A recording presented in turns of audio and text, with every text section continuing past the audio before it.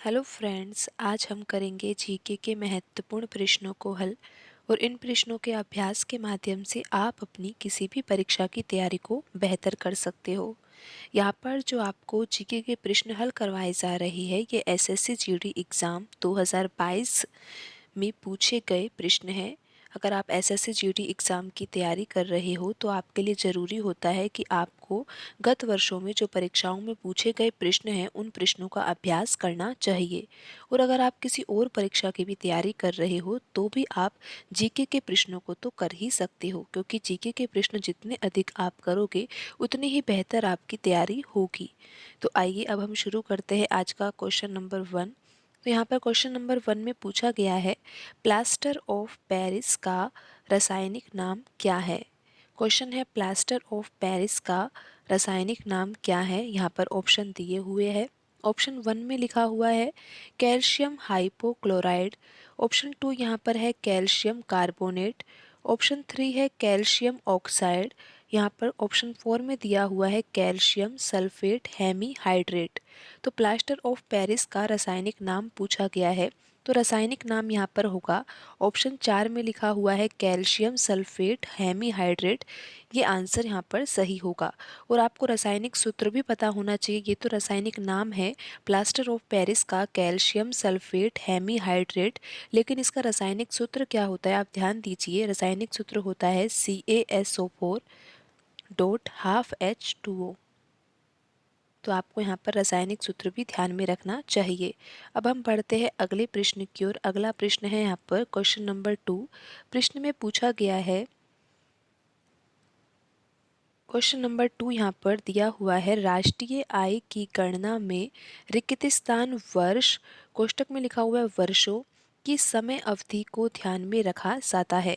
राष्ट्रीय आय की गणना में रिक्तिस्थान वर्ष की समय अवधि को ध्यान में रखा जाता है। तो यहाँ पर सही आंसर होगा ऑप्शन 2, जिसमें लिखा हुआ है 1। राष्ट्रीय आय की गणना में 1 वर्ष की समय अवधि को ध्यान में रखा जाता है। आपको यहाँ पर ये ध्यान रखना है। अब हम बढ़ते हैं अगले प्रश्न की ओर। अगला प्रश्न है यहाँ पर क्वेश्चन नंबर 3। प्रश्न में पूछा गया है नवंबर 2022। ध्यान रखिए जो पेपर है ये एसएससी जीडी एग्ज़ाम 2022 का प्रश्न पत्र है। तो यहाँ पर जो करंट अफेयर्स के क्वेश्चन होंगे वो 2022 के होंगे, लेकिन फिर भी आप ध्यान में रख सकते हो कि इस तरह के प्रश्न पूछे जा रहे हैं परीक्षा में। तो आपको अब जो 2023 का एग्ज़ाम है उनमें आपको ऐसे प्रश्नों का जरूर अभ्यास करना चाहिए। फिर भी आप इस प्रश्न को समझ सकते हो। तो यहाँ पर आप ये देखिए कि क्वेश्चन नंबर 3 में लिखा हुआ है नवंबर 2022 तक की स्थिति के अनुसार भव्य बिश्नोई जो नवंबर 2022 में आदमपुर हरियाणा से विधानसभा के सदस्य के रूप में चुने गए थे, रिक्तिस्थान राजनीतिक दल से संबंधित है। तो यहाँ पर जो पूछा गया है प्रश्न में वो भव्य बिश्नोई के बारे में पूछा गया है कि जो भव्य बिश्नोई है जो कि विधानसभा के सदस्य के रूप में चुने गए थे और चुनाव कहाँ के थे, आदमपुर हरियाणा से। तो पूछा ये गया है कि जो भव्य बिश्नोई विधानसभा चुनाव में चुने गए थे वो किस राजनीतिक दल से संबंधित है, यानी कि किस पार्टी से संबंधित है। तो यहाँ पर सही आंसर होगा option 1, Bharatiya Janata party. Bharatiya Janata party राजनीतिक दल से संबंधित है। अब हम बढ़ते हैं अगले प्रश्न की ओर। अगला प्रश्न है यहाँ पर क्वेश्चन नंबर 4। तो यहाँ पर प्रश्न में पूछा गया है क्वेश्चन नंबर 4 में ओलंपियन नीरज चोपड़ा ने 2020 ओलंपिक खेलों में, आपको पता है कि 2020 में जो ओलंपिक खेल हुए थे वो टोक्यो में हुए थे। टोक्यो यानी कि जापान की राजधानी क्या है, टोक्यो। तो टोक्यो ओलंपिक जो खेल है 2020 जिसमें नीरज चोपड़ा को कौन सा पदक मिला था, स्वर्ण पदक मिला था। और यहाँ पर पूछा ये गया है कि ओलंपियन नीरज चोपड़ा ने 2020 ओलंपिक खेलों में रिक्तिस्थान की दूरी तक भाला फेंककर स्वर्ण पदक हासिल किया था। तो यहाँ पर कौन सा ऑप्शन सही होगा, यहाँ पर जो दूरी पूछी गई है वो कौन सी होगी। यहाँ पर जो ऑप्शन 3 में लिखा हुआ है 87.58 मीटर, यहाँ पर सही आंसर होगा। ओलंपियन नीरज चोपड़ा ने 2020 ओलंपिक खेलों में 87.58 मीटर की दूरी तक भाला फेंककर स्वर्ण पदक हासिल किया। तो आइए अब हम बढ़ते हैं अगले प्रश्न की ओर। अगला प्रश्न है यहाँ पर क्वेश्चन नंबर 5। प्रश्न में पूछा गया है, जम्मू और कश्मीर पुनर्गठन संशोधन विधेयक 2021 को रिक्तिस्तान को राज्यसभा में पेश किया गया था। तो यहाँ पर ऐसा पूछा गया है कि जो विधेयक है जम्मू और कश्मीर पुनर्गठन संशोधन विधेयक 2021 का, इसको राज्यसभा में कब पेश किया गया था। तो इसका सही आंसर है ऑप्शन 1, 4 फरवरी 2021। जम्मू और कश्मीर पुनर्गठन संशोधन विधेयक 2021 को 4 फरवरी 2021 को राज्यसभा में पेश किया गया था। तो ऑप्शन 1 यहाँ पर सही आंसर होगा। अब हम बढ़ते हैं अगले प्रश्न की ओर।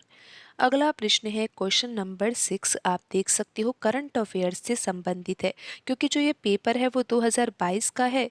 तो यहाँ पर जो क्वेश्चन पूछा गया है वो जून 2022 से संबंधित पूछा गया है। तो यहाँ पर देखिए कि जून 2022 में केंद्रीय प्रत्यक्ष कर बोर्ड यानी कि सीबीडीटी के नए अध्यक्ष के रूप में किसे नियुक्त किया गया। तो यहाँ पर सही आंसर होगा ऑप्शन 1, नितिन गुप्ता। जून 2022 में केंद्रीय प्रत्यक्ष कर बोर्ड यानी कि सीबीडीटी के नए अध्यक्ष के रूप में किसे नियुक्त किया गया, नितिन गुप्ता। लेकिन ध्यान रखिए वर्तमान में भी सीबीडीटी के जो अध्यक्ष है वो नितिन गुप्ता ही है। तो यहाँ पर आप इतना ध्यान में रख सकते हो। अब हम बढ़ते हैं अगले प्रश्न की ओर। अगला प्रश्न है यहाँ पर क्वेश्चन नंबर 7। प्रश्न में पूछा गया है, निम्नलिखित में से किसे 2012 में केरल राज्य कथकली पुरस्कार से सम्मानित किया गया था। तो यहाँ से आपको ये भी समझ में आ रहा है कि केरल राज्य का जो नृत्य है वो क्या है, कथकली है। लेकिन यहाँ पर प्रश्न में पूछा क्या गया है, प्रश्न में पूछा गया है कि 2012 में, यहाँ पर जो क्वेश्चन पूछा गया है वो 2012 से पूछा गया है कि 2012 में केरल राज्य कथकली पुरस्कार से संबंधित प्रश्न है। पूछा गया है कि केरल राज्य कथकली पुरस्कार 2012 में किसे सम्मानित किया गया था। तो यहाँ पर सही आंसर है ऑप्शन नंबर 2, जिसमें लिखा हुआ है कलामंडलम वसु पिशारोडी। तो यहाँ पर आपको ध्यान रखना है कि ऑप्शन 2 यहाँ पर सही आंसर होगा। कलामंडलम वसु पिशारोडी जी को केरल राज्य कथकली पुरस्कार से सम्मानित किया गया था। अब हम बढ़ते हैं अगले प्रश्न की ओर। अगला प्रश्न है यहाँ पर क्वेश्चन नंबर 8।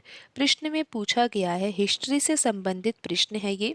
अशोक ने अपने शिलालेख में उल्लेख किया है, अशोक ने अपने शिलालेख में उल्लेख किया है कि उसने राजा बनने के रिक्तिस्तान बाद कलिंग पर विजय प्राप्त की थी। तो यहाँ पर जो ऑप्शन दिया हुआ है वो तो वर्ष से संबंधित है, यानी कि समय से संबंधित यहाँ पर ऑप्शन दिया हुआ है। तो प्रश्न को आप समझिए, अशोक ने अपने शिलालेख में उल्लेख किया कि उसने राजा बनने के कितने वर्ष बाद कलिंग पर विजय प्राप्त की थी। तो आपको पता होगा कि राजा बनने के बाद अशोक ने कितने वर्ष बाद कलिंग पर विजय प्राप्त की थी। तो यहाँ पर सही आंसर है ऑप्शन 4, 8 वर्ष बाद। अशोक ने अपने शिलालेख में उल्लेख किया है उसने राजा बनने के 8 वर्ष बाद कलिंग पर विजय प्राप्त की थी। अब हम बढ़ते हैं अगले प्रश्न की ओर। अगला प्रश्न है यहाँ पर क्वेश्चन नंबर 9। प्रश्न में पूछा गया है, निम्नलिखित में से कौन सी भारत की अंतिम पंचवर्षीय योजना है। अंतिम पंचवर्षीय योजना यहाँ पर पूछी गई है। तो आप सभी को पता होगा कि यहाँ पर ऑप्शन नंबर 1 में लिखा हुआ है 12वीं, यानी कि 12वीं पंचवर्षीय योजना अंतिम पंचवर्षीय योजना थी। तो ऑप्शन 1 यहाँ पर सही आंसर होगा। अब हम बढ़ते हैं अगले प्रश्न की ओर। अगला प्रश्न है यहाँ पर क्वेश्चन नंबर 10। प्रश्न में जो पूछा गया है वो फसल से संबंधित प्रश्न है। प्रश्न में पूछा गया है कि रिक्त स्थान एक ऐसी फसल है जिसका उपयोग भोजन और चारे दोनों के रूप में किया जाता है, यानी कि हमें उस फसल का नाम बताना है जिसका उपयोग भोजन में और चारे दोनों के रूप में किया जाता है। और यहाँ पर जो हमें आंसर देना है फसल का, वो फसल खरीफ फसल है जिसे 21 डिग्री सेंटीग्रेड से 27 डिग्री सेंटीग्रेड के बीच तापमान की आवश्यकता होती है। और यहाँ पर मिट्टी के बारे में भी दिया हुआ है कि पुरानी जलोढ़ मिट्टी में अच्छी तरह बढ़ती है। तो यहाँ पर फसल के बारे में ये सारी विशेषता दी हुई है और हमें ये पहचानना है कि कौन सी फसल की यहाँ पर बात की जा रही है। तो एक बार आप फिर से प्रश्न को ध्यान से समझिए कि यहाँ पर लिखा हुआ है कि एक ऐसी फसल है जिसका उपयोग भोजन और चारे दोनों के रूप में किया जाता है। यह एक खरीफ फसल है जिसे 21 डिग्री सेंटीग्रेड से 27 डिग्री सेंटीग्रेड के बीच तापमान की आवश्यकता होती है और पुरानी जलोढ़ मिट्टी में अच्छी तरह से बढ़ती है। तो यहाँ पर कौन सी फसल आएगी, तो आप ध्यान दीजिए कि ऑप्शन 3 में लिखा हुआ है मक्का। तो यहाँ पर कौन सी फसल की बात हो रही है, मक्का की फसल की बात हो रही है। आपको पता होगा कि मक्का की फसल एक खरीफ फसल है। तो अब हम बढ़ते हैं अगले प्रश्न की ओर। अगला प्रश्न है यहाँ पर क्वेश्चन नंबर 11। प्रश्न में पूछा गया है कि निम्नलिखित में से कौन सा वह पर्यावरणीय घटक नहीं है जो वातावरण पोषकों के मुक्त होने की दर तय करते हैं। निम्नलिखित में से कौन सा वह पर्यावरणीय घटक नहीं है जो वातावरण पोषकों के मुक्त होने की दर तय करते हैं। तो यहाँ पर सही आंसर होगा ऑप्शन 1 जनसंख्या। अब हम बढ़ते हैं अगले प्रश्न की ओर। अगला प्रश्न है यहाँ पर क्वेश्चन नंबर 12। प्रश्न में पूछा गया है कि 2021 की नीति NITI आयोग की रिपोर्ट के अनुसार ग्रामीण भारत की जनसंख्या का कितना प्रतिशत गरीबी रेखा से नीचे जीवन यापन कर रहा है। प्रश्न में पूछा गया है 2021 की नीति NITI आयोग की रिपोर्ट के अनुसार ग्रामीण भारत की जनसंख्या का कितना प्रतिशत गरीबी रेखा से नीचे जीवन यापन कर रही है। तो यहाँ पर सही आंसर होगा ऑप्शन नंबर 2 32.75% जनसंख्या गरीबी रेखा से नीचे जीवन यापन कर रही है। ग्रामीण भारत की जनसंख्या का 32.75% गरीबी रेखा से नीचे जीवन यापन कर रहा है। अब हम बढ़ते हैं अगले प्रश्न की ओर। अगला प्रश्न है यहाँ पर क्वेश्चन नंबर 13। 1919 में गांधी जी ने रिक्तिस्तान के विरोध में सत्याग्रह का आह्वान किया था। तो यहाँ पर 1919 के बारे में पूछा गया है। तो आपको पता होगा कि 1919 में तो रोलेट एक्ट आया था और उसी के विरोध में गांधी जी ने सत्याग्रह का आह्वान किया था। अब हम बढ़ते हैं अगले प्रश्न की ओर। अगला प्रश्न है यहाँ पर क्वेश्चन नंबर 14। प्रश्न में पूछा गया है नेताजी सुभाष राष्ट्रीय खेल संस्थान निम्नलिखित में से किस शहर में स्थित है। नेताजी सुभाष राष्ट्रीय खेल संस्थान निम्नलिखित में से किस शहर में स्थित है। तो इसका सही आंसर है ऑप्शन 3 पटियाला। पटियाला में नेताजी सुभाष राष्ट्रीय खेल संस्थान स्थित है। अब हम बढ़ते हैं अगले प्रश्न की ओर। अगला प्रश्न है यहाँ पर क्वेश्चन नंबर 15। संविधान से संबंधित प्रश्न है मूल अधिकारों की अवधारणा किस देश के संविधान से ली गई है। यहाँ पर ऑप्शन दिए हुए हैं। ऑप्शन 1 में लिखा हुआ है संयुक्त राज्य अमेरिका। तो संयुक्त राज्य अमेरिका यहाँ पर सही आंसर होगा। मूल अधिकारों की अवधारणा संयुक्त राज्य अमेरिका के संविधान से ली गई है। अब हम बढ़ते हैं अगले प्रश्न की ओर। Question number 16। रक्षाबंधन भाई और बहन के बीच रिश्ते की भावात्मकता को व्यक्त करने वाला त्योहार है।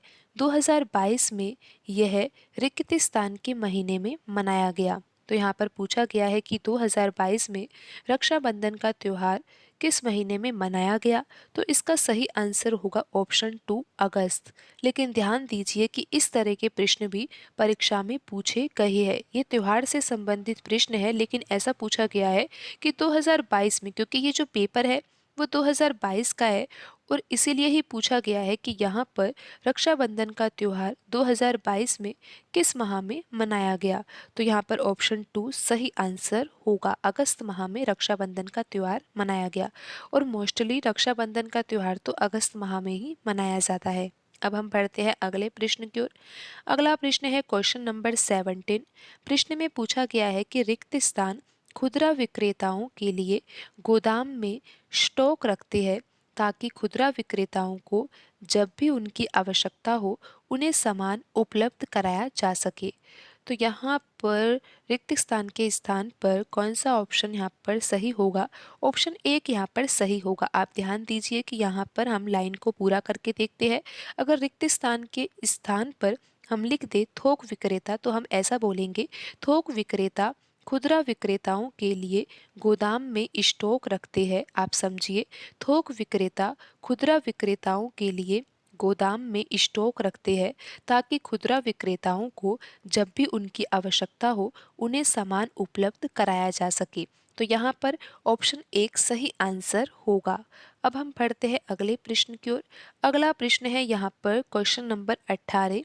प्रश्न में पूछा गया है, राज्य के महाधिवक्ता की नियुक्ति रिक्त स्थान के द्वारा की जाती है, यानी कि राज्य के महाधिवक्ता की नियुक्ति कौन करता है? तो यहाँ पर आप देखिए कि ऑप्शन दिए हुए हैं। यहाँ पर कौन सा ऑप्शन सही होगा? ऑप्शन नंबर 2 यहाँ पर सही आंसर होगा, राज्यपाल। राज्य के महाधिवक्ता की नियुक्ति राज्यपाल के द्वारा की जाती है। अब हम बढ़ते हैं अगले प्रश्न की ओर। अगला प्रश्न है यहाँ पर क्वेश्चन नंबर 19। प्रश्न में जो पूछा गया है वो नदी से संबंधित प्रश्न है। गंगा नदी निम्नलिखित में से किस जल निकाय में जा मिलती है? तो यहाँ पर पूछा गया है कि गंगा नदी निम्नलिखित में से किस जल निकाय में जा मिलती है। ऑप्शन दिए हुए हैं। ऑप्शन एक में लिखा हुआ है प्रशांत महासागर, ऑप्शन दो में लिखा हुआ है अरब सागर, ऑप्शन तीन में लिखा हुआ है दक्षिण चीन सागर और ऑप्शन फोर में लिखा हुआ है बंगाल की खाड़ी। तो यहाँ पर सही आंसर है ऑप्शन 4, बंगाल की खाड़ी। गंगा नदी बंगाल की खाड़ी में जाकर मिलती है। अब हम बढ़ते हैं अगले प्रश्न की ओर और अगला प्रश्न लास्ट प्रश्न है। तो यहाँ पर देखिए, प्रश्न में पूछा गया है कि निम्नलिखित में से कौन सी लोक नृत्य शैली हरियाणा राज्य से संबंधित नहीं है? तो नृत्य से संबंधित प्रश्न पूछा गया है और ऐसा पूछा गया है कि निम्नलिखित में से कौन सी लोक नृत्य शैली हरियाणा राज्य से संबंधित नहीं है। ऑप्शन दिए हुए हैं।